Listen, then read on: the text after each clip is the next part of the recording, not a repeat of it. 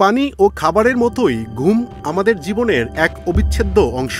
কিন্তু আজকের ব্যস্ত জীবনে অনেকেই পর্যাপ্ত ঘুম থেকে বঞ্চিত। তবে জানেন কি, পর্যাপ্ত ঘুম না হলে শুধু ক্লান্তিই নয়, শরীর ও মন দুটোই অসুস্থ হয়ে পড়তে পারে। ঘুমের সময়ই শরীর নিজেকে মেরামত করে এবং শক্তি সঞ্চয় করে। বিশ্বখ্যাত ঘুম বিশেষজ্ঞ doctor Matthew Walker why we sleep বইয়ে তুলে ধরেছেন এমন কিছু বিজ্ঞান ভিত্তিক পরামর্শ যা আপনাকে ঘুমের মান উন্নত করতে সহায়তা করবে।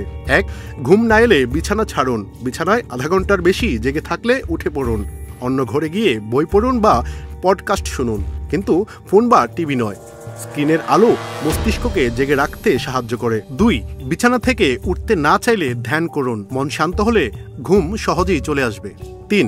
প্রতিদিন একই সময়ে ঘুমান ও উঠুন।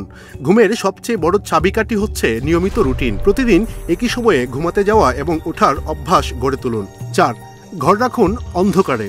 ঘুমের আগে ঘরের আলো ধীরে ধীরে কমিয়ে ফেলুন। 3/4 আলো নিভিয়ে রাখলে ঘুম সহজ হয়। 5. ঠান্ডা পরিবেশে ঘুমান।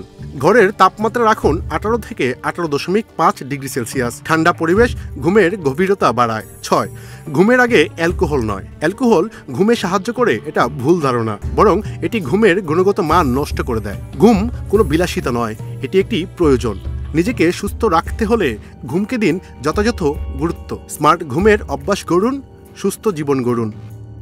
এস.এম. শামীম, সুখবর। সুখবর, সুসংবাদ, সুদিনের।